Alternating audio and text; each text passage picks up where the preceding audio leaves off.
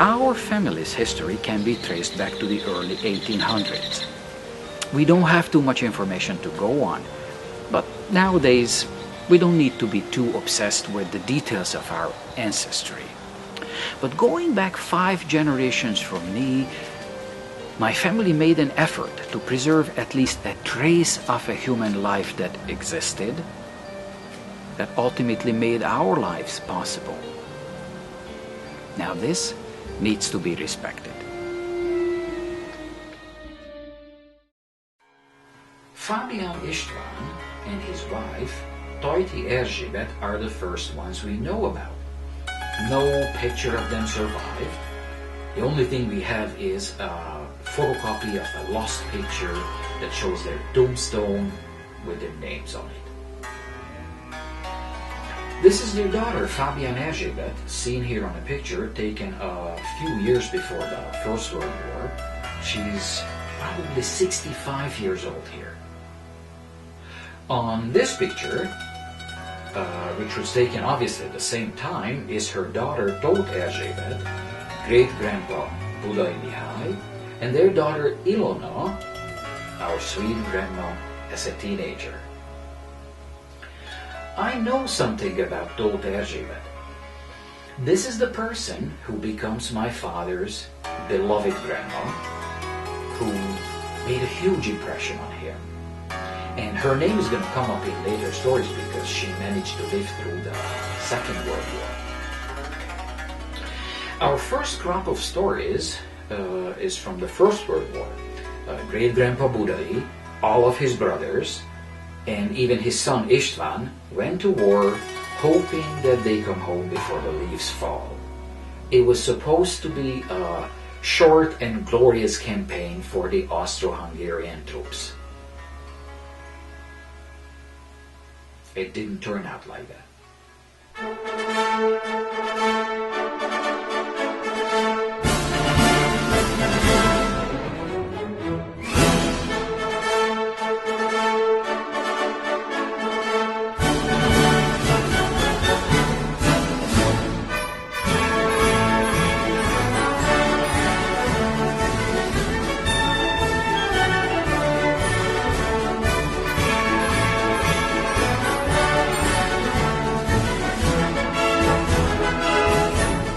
This very determined looking soldier pointing the rifle is of course him. And on this picture, this is a more casual picture with his company. He is holding a huge tobacco pipe and a large wine bottle. I think he was a character, a real character. The first story, The Bureau of Salt, takes place in a mess tent on the front lines. The hero in the story is either great-grandpa Budai or one of his brothers. We're not sure, but you know what? My gut feeling is it was him. It just fits the character. The story follows the patterns of Hungarian folk tales in which the little people who are vulnerable to abuse and exploitation and corruption find a way to assert themselves, regain their honor and dignity, and make the bad guys pay for their crimes. Typically, a good king recognizes that oppressing the Hungarian lower classes is asking for trouble. Hungarians prefer swords to chains, as history shows it. In our story, the agents of good are the officers who need to show credible leadership and maintain fairness and maintain law and order. Otherwise, the morale of the troops suffers. Now, having said that, it is very important to note that there's a huge separation between ordinary common foot soldiers and officers. The officers were in a higher social class, and the distance was consistently maintained. Common infantrymen couldn't just walk over to an officer and casually chit-chat. Absolutely everything had to go through the chain of command, and that's what created some problems.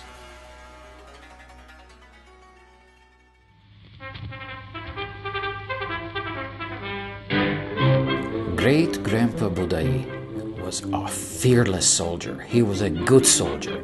His comrades loved him. Even the officers liked this spirited fellow, so he wasn't even in the trenches. He got himself a sweet job. He became the officer's helper. He polished their boots, carried their stuff, and cleaned their clothes and served them breakfast, lunch, and dinner. So that was so much better than trudging in the mud. But there was a problem in his company. There was a mean and corrupt corporal who stole the soldiers' money. And when the soldiers went to him and asked about their money, he just sent them to the Bureau of Salt. Go to the Bureau of Salt, you'll get paid there. Which, of course, means go to hell, I'm not giving you your money, and see if you can do something about it. Now, this was grave injustice that no real Hungarian can tolerate. But the poor soldiers couldn't just go up to higher-ranking officers and complain. But because Great-Grandpa Budai was always around the officers, he took it upon himself to rectify this intolerable situation. He needed to wait until the right moment came, and it did. One day, he was serving lunch to an officer, and with pretended naivete, he asked the officer, "Sir, where can I find the Bureau of Salt? Where is that?" And the officer was taken aback by this bizarre question, like this soldier seems to think that the Bureau of Salt is real. So he says, "Why are you asking me, son?" "Well, sir, because Corporal so-and-so hasn't paid our soldiers' pay for weeks now, and when we ask about the money, he just sends us to the Bureau of Salt." "That's very interesting," said the officer. And the corporal got his marching orders. He was sent to the frontline trenches, where he promptly got killed by enemy fire.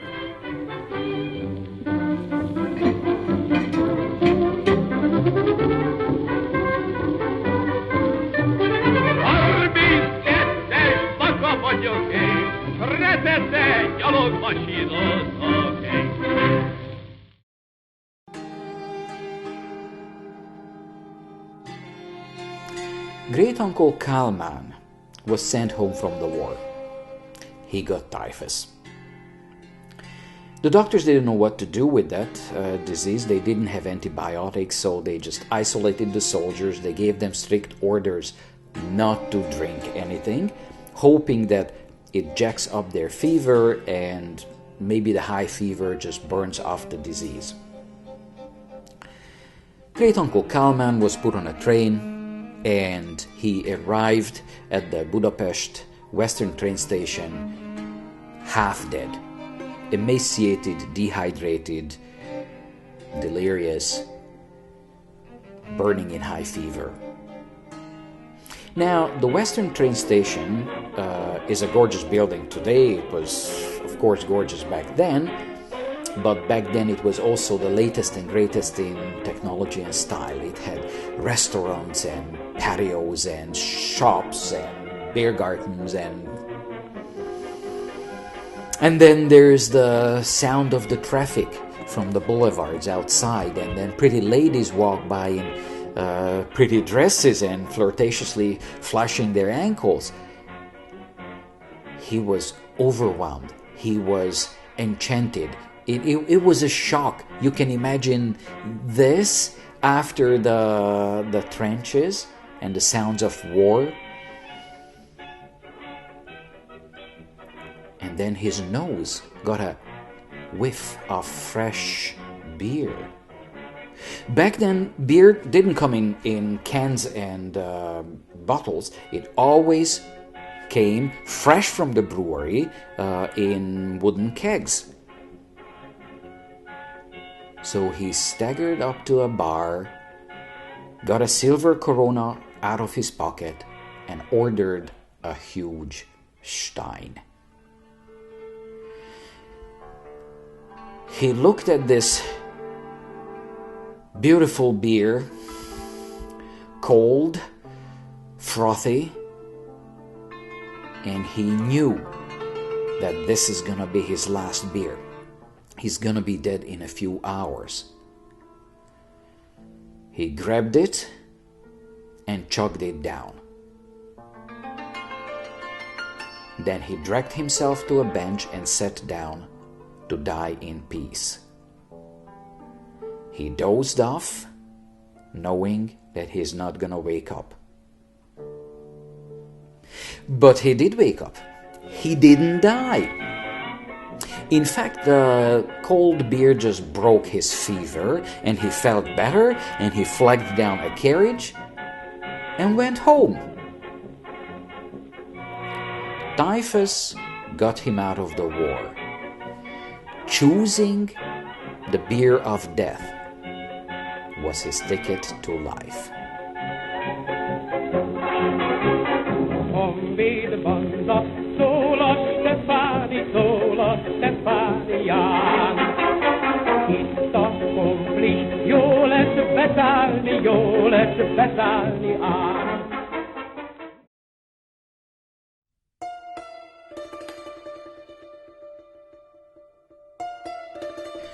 Budai István, the young soldier, got killed very early in the war, in 1915. His commanding officer sent an army postcard from the front, letting the family know what happened.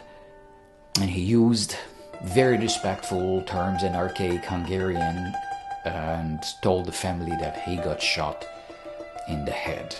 Now, this may or may not be true. It could be just a nice way of saying that he didn't suffer. Of course, the reality could be much worse. He got probably buried in a mass grave, marked or unmarked. We have no idea. But the family never had a chance to visit a gravesite and find closure. Instead, the postcard got enshrined. All the Budais and Kecskemétis knew what was in that postcard by heart. That postcard, a last connection with a departed person, became István's symbolic grave.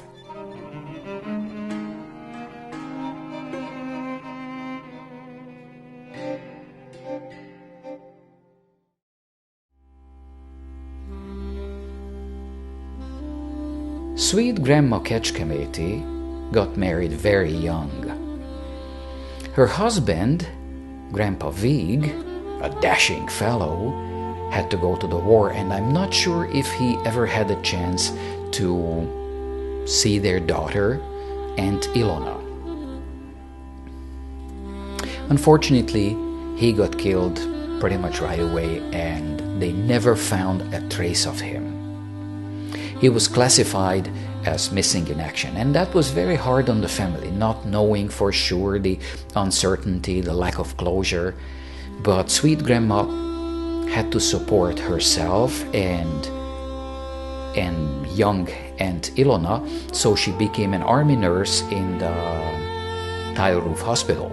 That was the hospital where they sent the soldiers who already had their encounter with the bone saw. So army medic Kecskeméti János arrived there, leg amputated and a huge shrapnel wound in his left cheek. Sweet Grandma cared for him, and soon they fell in love. As soon as Grandpa was discharged from the hospital,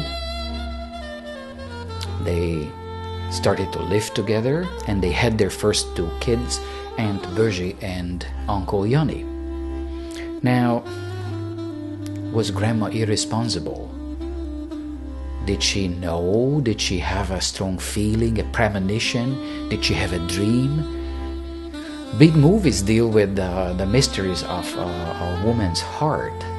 I don't think Sweet Grandma had a backup plan. I think she just went with her heart. She knew that it was okay for her to start a new family. And indeed, they had 7 more boys, and they became a strong and respected family. But every Sunday, Sweet Grandma and Aunt Ilona went to the friar's church, and they lit a candle at St. Anthony's statue. St. Anthony is the patron saint of lost things. They never forgot Grandpa Vig.